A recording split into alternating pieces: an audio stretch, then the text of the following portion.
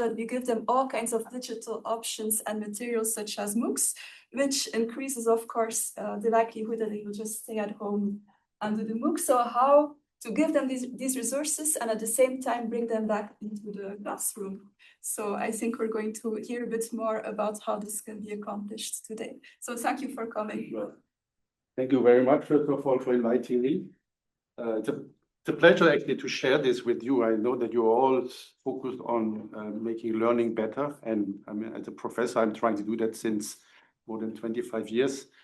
Mainly with trial error approaches, I must say. Also, we do experiments sometime, and we try to stay in the ethical frame of the unit. So I've just maybe I want mainly focus on the course that I'm teaching here at EPFL, where we tried this measure how to bring the students back, and it's basically linked to the student-led tutorial experiment that I experienced or I got notice when I was in the Netherlands, and I applied it now here with my colleagues, and I want to share with you the observations we made. So this is basically what I try to do. So that you know what course I'm talking about, it's a bachelor student, third year, microengineering. So 150 students get clean room training every year. So it's quite a heavy course. We teach them fundamentals, but we also bring them in the clean room. Okay, so increasing students' number, quite logistically heavy. And this is the last slide about the topic of the course, but that you know what they learn. They learn how to work in a clean room, how to do computer chips with lithography, thin film, all the things that we all know that we need, because we have all these devices with data and so on. This is a course where they learn how to make it. Okay? It's like a clean room is like a kitchen where you have tools, ovens, and you have recipes and materials, and you need to somehow find a process flow like a recipe that it works. And I always say it works best if you are more than one person to talk together, because then you are sharing your experiences. If you put the salt first in the water before boiling it or after, what is better for the pasta? The same thing you can apply for high-tech devices. So we have just information. I started this course when I came here, 2000. It was already existed before. So it was always an ex-cathedra course, with course scripts, textbooks, TPs in groups, oral exam at that time still, where we gave them a list of exam questions at the beginning they could prepare. And then it was a random selection of questions. And in 2017, we made the MOOC. It's still running. So we made the MOOC, was not the very first MOOC, but was in the first wave of the MOOCs at EPFL. And we took the camera in the clean room. So we also filmed in the clean room. We wanted to show the students, not just me in front of a blackboard, whiteboard, but also showing them, because that's what we felt was important, that they see the haptic action. Quite a lot of work for the MOOC team, by the way. I still give credit to them. But it's still running and still useful, because we focused only on the basics. It was called Fundamentals of Microfab, and the fundamentals, they don't change. This was our idea at the point. And then consequently, of course, this was the whole idea about this flipped classroom, why we should teach every year the same story again and again. We can film it once and the students watch it, and then we do flipped classroom plus the TP that remains oral exam. Now we have switched to written exam, because 130 students is 2 weeks full time. So with the new professor, then we changed that a bit. The MOOC, we went in the clean room also. We took photos and videos in the clean room. That's me on the left with my colleague at that time, Martin Reis. He's now retired. I've now involved a new PATT to join, Jujia Zhang. He will now help me with that course. And you see here, this is the international learners who have used that course. So it's open. But all our bachelor students have to do it. It's a mandatory thing in the third year. Then, of course, we all know we have less and less students coming, because the feedback is watching MOOC is enough. And they have a lot of other duties. That's what I observe. when I talk to my students, why don't you come? Yeah, I have a midterm tomorrow, or I have another maker project that keeps me busy or so. And they have the MOOC, they think they can do it over Christmas, and it's fine for January. And we all know that it's not so good for learning something to retain knowledge. So we had tried many things, and I mean, the question is, of course, what is the incentive that brings the students in the classroom? And they always tell, I realize they only come when they get credits. They don't do nothing else if they don't get a credit, or it must be fun. Or something that maybe something else I'm missing, but looks for me, these are the two categories which are important. The third one, that they are still self-motivated, hopefully. A lot of them should be self-motivated to do an effort to learn. But that's not easy to quantify, at least from my perspective. And we also feel like there's a sort of, maybe competition is the wrong term, but there's always a battle between classes when there is a peak stress in the semester. So I know that one of my colleagues has always a midterm exam at some date in the semester, which I don't know at the beginning. And the 2 weeks before, my students don't come because they're so stressed by that midterm. It affects my course. And if I schedule something in these 2 weeks, the classroom is empty. So that's something, of course, we have to discuss with colleagues, how to equilibrate a bit this balancing out the attention for students when they get some stressful moments that the others know about it and maybe can relax a bit. But then there must be another way to compensate, because we all expect students to come, and when we prepare material, we want them to be, to interact with them. So what did we try? We also tried midterm exam with revenge. Let's put another midterm exam on the calendar, so students have not only one for one colleague, but we have. So it's very heavy logistically. We need proctors. It creates what I don't like, this peak stress. I prefer something where it's uniform, and then it had only a short-term effect that people came maybe in the class just before to ask question, what actually should I know, and all these things. We tried graded quizzes on Moodle that gave a partial grade for the final grade. So this was partial grade for the final grade. It was another idea to do partial grade, that not the last is the full grade, but we have already the assessment in the semester. Our course topic is not so ideal for multiple choice because this recipe things is more open question, and then it's hard to grade. I hope for AI at some point helps, but on the other hand, I don't want AI to do everything for us, so we have to find another way. Very heavy logistically, and it gives several mini stresses through the semester. This was maybe the only thing that was positive, that it didn't have one midterm graded midterm exam and then nothing afterwards, so it was a bit distributed. We tried to incentivize that they come with guest lecturers, so I invited top people, either EPFL or somewhere else, who showed more about the application, that the students know what this technology can lead to.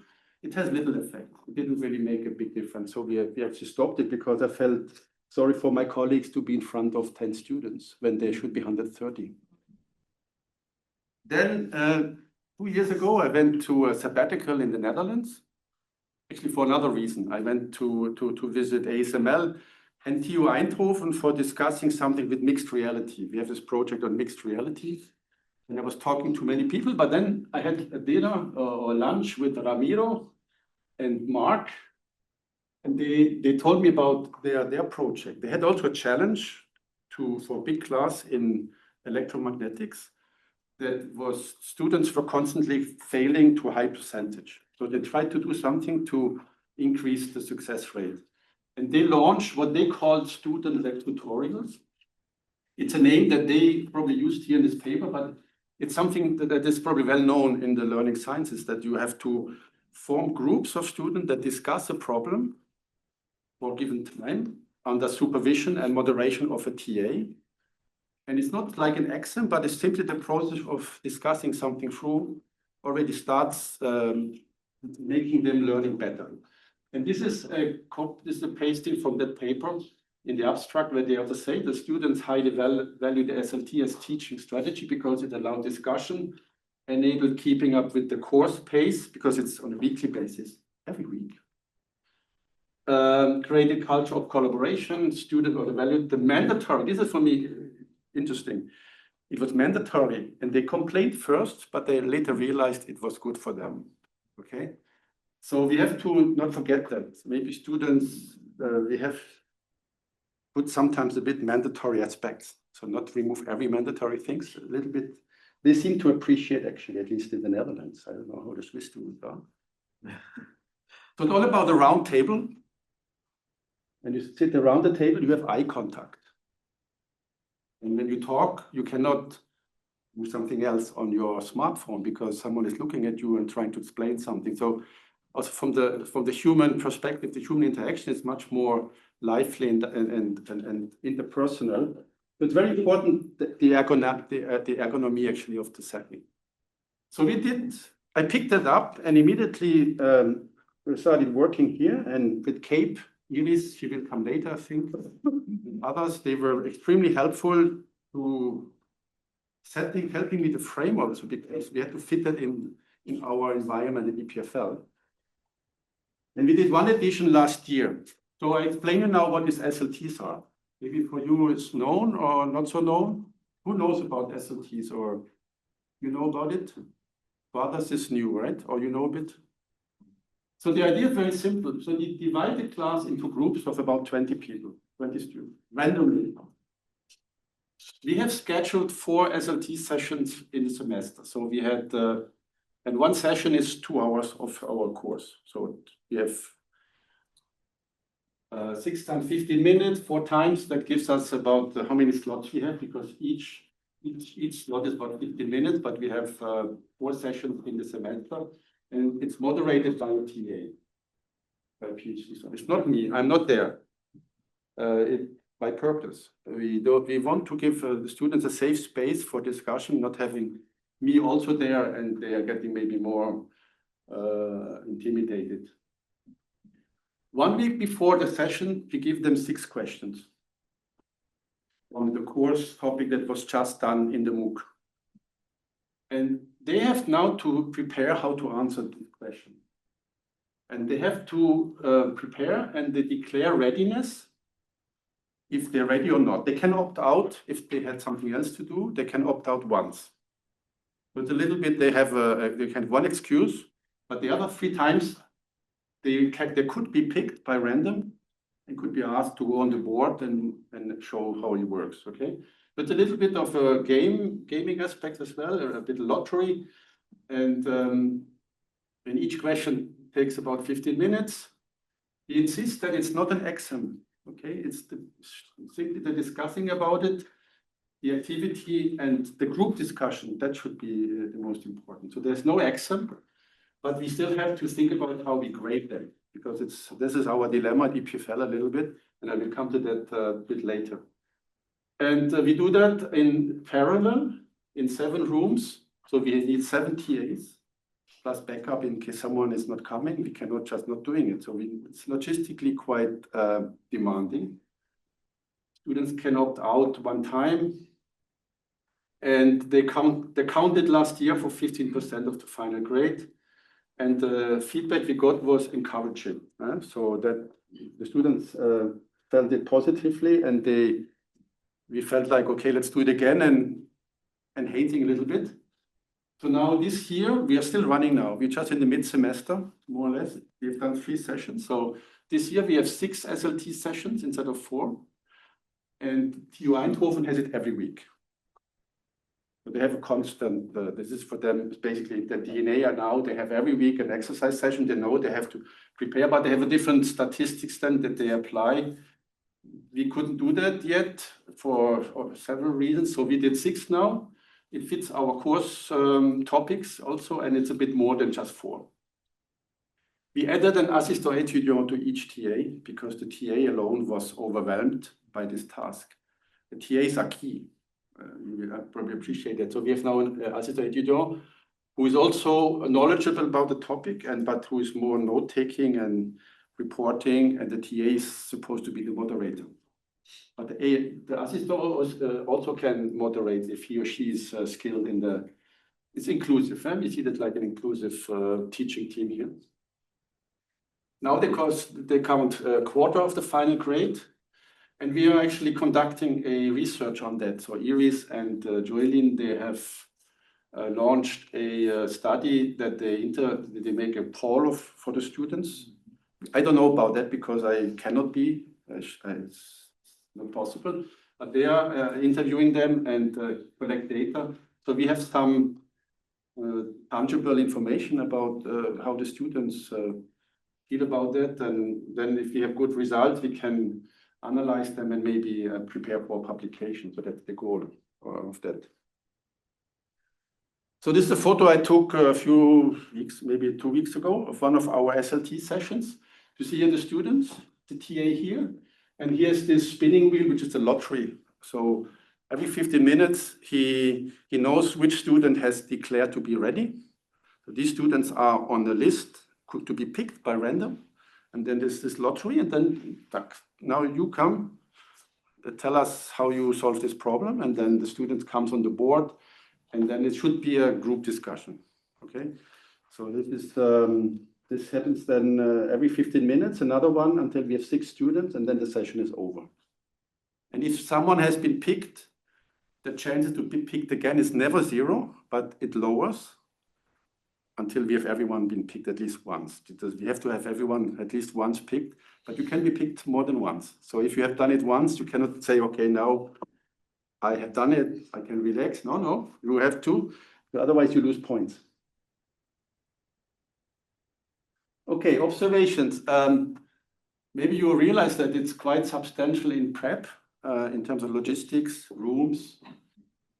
You need a good question bank. So this is my task with the TAs. So we had a lot of fine tuning about good questions because these 6 questions are really they are quite dominant in the prep for the students. So they had at the end, they would have 4 times 6 or 6 times 6, 36 questions, which should be the scaffold of the course. So we have to be careful what we ask, and that these questions are in a sense that they facilitate discussion. It's not a yes/no question, but something that opens a branch that you can, okay, you have shown like that, but can you not think about another way of doing that? So that it triggers a bit side thinking, and also other students can then jump in. So quite interesting even here. TA training is extremely important because they not only need to be, of course, technically mastering the topic, which is not always the case because it's a rich topic and not all students have done the same training. So this is a challenge, but they also need to have skills to moderate. And we see here some differences per group. We don't change the TA from a group. They always stay the same TA to the same group. And we see some differences in the feedback. So some TAs are definitely different than others. So we have to scope with that and see how we can maybe improve that over time. I wait for the double deck to be finished. These rooms, different rooms. What you saw here is not ideal. You see one after the other. So we should be like this in a circle. So hopefully they have this option there. Data collection, of course, is important. If you make a mistake, it has a big effect on the grading. So we cannot make no mistakes here. But the effect on teaching was good because now we have quasi everyone is coming. Okay, good news. Huh? So because if they don't come, they lose points for the grade, and they know that. If they don't come, they don't get this 25% of the grade. So they know it from the beginning. And this is the stick. Okay, there's a little bit the mandatory aspect that we put in the system now that they have to come, otherwise they cannot get the maximum grade at the end. Even if they perform super well at the written exam, they have lost points during the system. Okay, but this is already come to the main challenges, how to grade the SLTs, because the only person who can do that is the TA, while listening how the student explains and gives okay, you are prepared, you have done well, you get this point, or no, you have not been prepared at all, you don't get a point, but there's something in the middle, which is difficult to judge. And we already have here a lot of discussion with the TAs and with ERIs, how to do that safer and for everyone, for TAs, that they're not overwhelmed with this function. It's not so easy to do, but in Eindhoven they do differently. I explain you later what they do. And then of course I mentioned before, we still have now next week we have an SLT scheduled for Thursday, or Wednesday, and the same day in the afternoon they have a midterm exam from another course, which is known to be tough, hard. The teacher makes a lot of stress on the students, so they already told us they will not come for the SLT.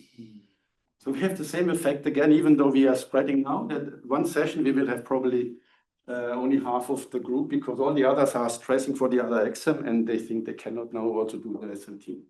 So this is coordination in the section that I will need to do that on our level. So maybe just briefly a few experiences that we asked the students. So Juja is the other professor. He asked a live poll in the class. In the first SLT, what was the students' experience before the SLT? So before they had the very first SLT. And this is what was their answer. Now I'm just reading that, and long, interesting. Stressing, yeah. I don't know why they can say long. Maybe it's for the preparation of it. So it's the preparation for the first SLT. A lot of work. It's long. They still felt a lot of stress because they didn't know what would come. Then what is the experience during the SLT? You see here what they still a lot of stress. Some had relief. So this is now on pair with that. So some people got suddenly a bit more relaxed because they saw how this whole thing is working. Helpful, of course, this we like a lot. Okay, these are critics that we have heard, and you see the other smaller ones. So, but this is our poll, and we hope that from ERIS we get, of course, a much deeper poll what they do. And this is after. Okay, good learning exercise, useful, confident for the next one. So positive reaction from that level. And then we asked the same question again about the second and the first. So there's not much different, but it doesn't get worse. That's the good message. It doesn't get worse the second time. It doesn't improve much, but a little bit. So maybe to wrap up now my talk, then we can discuss, take questions. The mission is basically to get the students out of their bubble. Now, can it be MOOC bubble or other digital workflow bubbles? If you go to the metro, you see this. But I mean, in the past, it wasn't much different, right? Because we were just reading newspapers. So it's about talking to each other. So we have to force people to talk.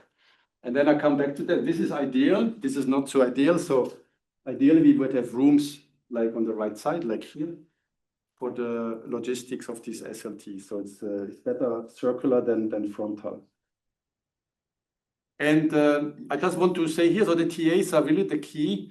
And I proposed them also last year to get one of these teaching awards that the school is giving now. And they have been picked as a team. These are the names of them, because they really did a marvelous job, because for them also it's quite stressful to do that. They're not trained to be teacher, but I think it's good for their personal development. It's definitely for them a very, very strong training. So what's different here and in TU Eindhoven?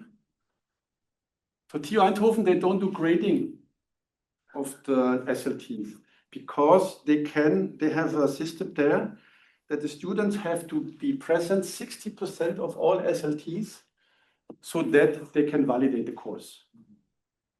So they have simply by being present is giving them already and having done their job allows them to do the exam. If they are below, they cannot go. So there's another type of assessment that they do. Only if the student is not prepared, the whole session for the student is cancelled. So if someone says, I'm ready, but is not, get punished, okay?